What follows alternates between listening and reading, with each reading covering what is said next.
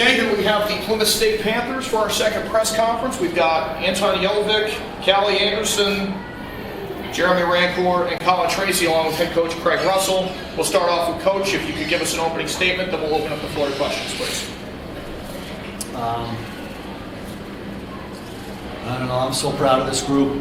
We just got done talking about it in the room, but things we've accomplished that nobody else ever thrown one of these sweaters on has. And I couldn't be more proud of these guys, especially these four with the way they led this year. You know, it wasn't the outcome we had planned on. Don't want to ever have these end of the season speeches planned, but just the pride and the honor that these guys lead with and play with every day is pretty exceptional. Questions? Yeah, Craig, I wanted to start with you. Obviously, first of all, congrats on a great season regardless of the game today. Like you guys had a historic season. Nobody's done this before in our history, so really great season. But I just wanted to ask you for your overall thoughts on the game. I thought Utica came out with some fire. I think they didn't show any rust from having 2 weeks off, but they played their style. They played up tempo and moved pucks up the ice. Thought it was a little bit back and forth in the first period, which was fun.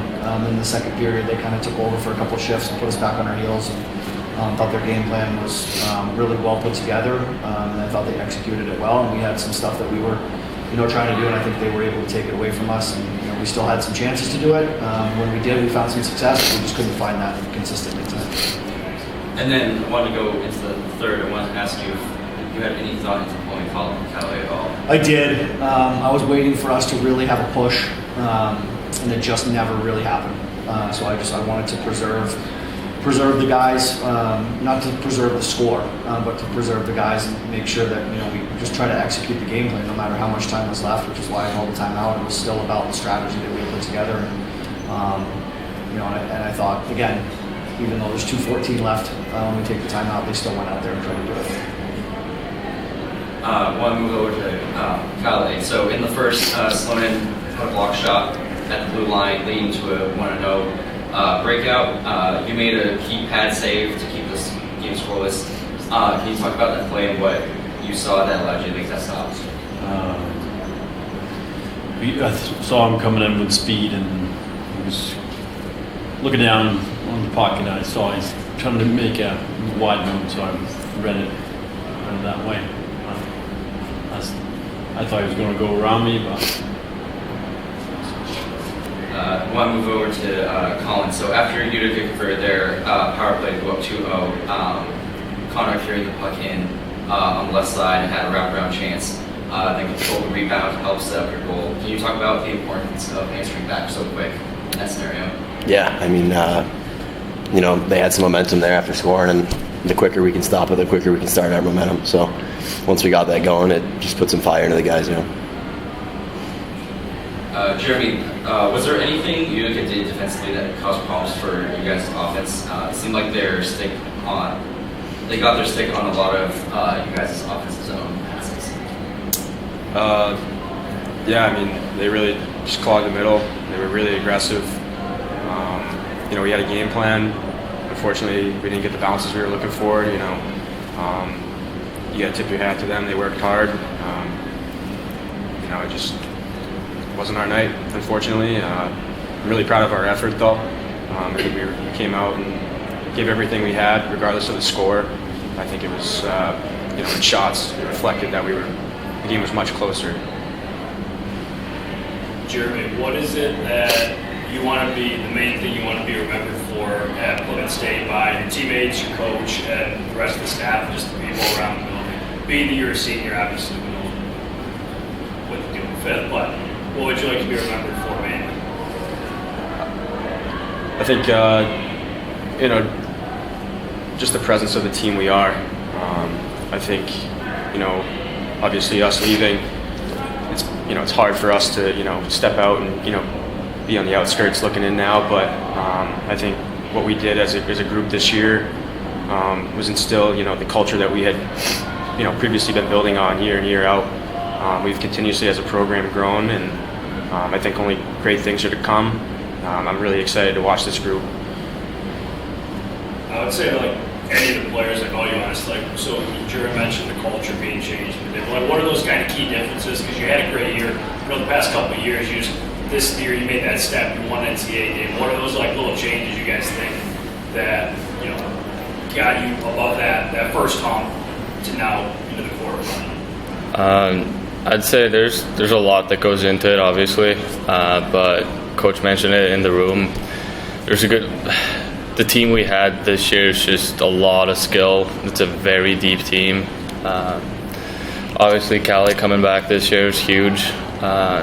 Just a lot of things click and come together to win that last game.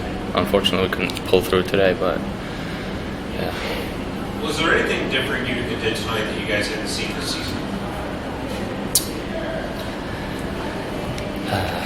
They're a good hockey team. We don't see too many skilled teams in the second half of the season, and obviously they're a good hockey team, a lot of skilled guys. But I feel like we had just as much, if not more, skill. It just wasn't our day today.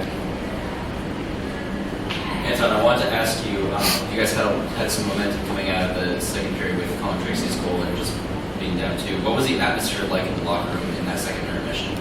It was great. Obviously down 1, but the feeling was great. We knew we could do it. Just wasn't our day today, but yeah, the feeling in the locker room was good and positive.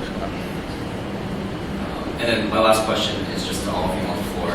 Like I said at the beginning, you had a fantastic season. You guys had a historic season in many regards. Set a new program record for wins for the second straight year. Secured the first NCAA tournament win in program history. Advanced to the national quarterfinal. Will led the team in scoring and was 2 goals shy of the program record, among others. Can you each talk about what made this group so special, as well as how this group could set the tone for future seasons for this program? I think every guy in that room has taken pride in doing what they really do well. Everybody kind of bought into their role, and they didn't try to change up too much. I like that every day. We were high spirited, great camaraderie throughout the group. Guys can lean on guys if they really need something in difficult times or at the highest of highs.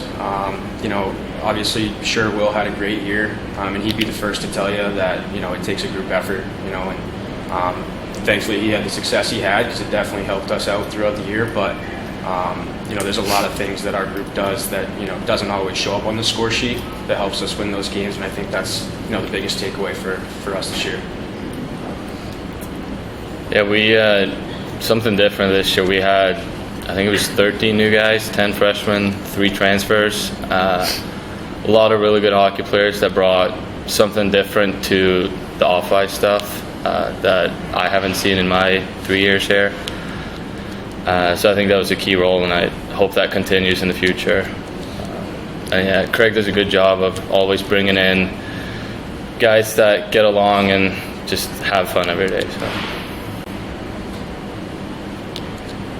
Coach, I'll just kind of end it with kind of what's this to you in your coaching career? What's this group specifically mean to you, versus maybe an aspect that previous groups that differentiates them from prior? How long you got? I could talk about these guys all night long. Starts with these 4 here, but like Anton said, the focus and determination and fun that they bring to the rink every day. As talented as they were a lot of fun to be around. Took a while with that many new guys and kind of everybody finding out where their personality fit in the room. But what this group was able to do was pull them together before we even stepped on the ice, and it felt like they belonged immediately. Not one of them ever felt like this might not be this program for them, or this might not be the school for them. They immediately had that buy-in factor, and these guys are to thank for it, because these are the guys that set the tone every single day. And that's what we ask our captains to do. That's what we ask all of our seniors to do, is leave it better than they found it. And this group of seniors was phenomenal at doing that around the room. Just unbelievable character, unbelievable human beings. So proud to have had them put this sweater on and represent our university.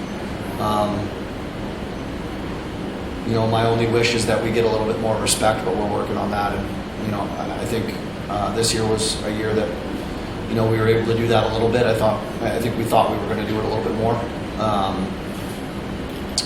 but I think we changed the narrative a little bit. I'm really tired about hearing the week schedule and the week this and the week that. We don't control that.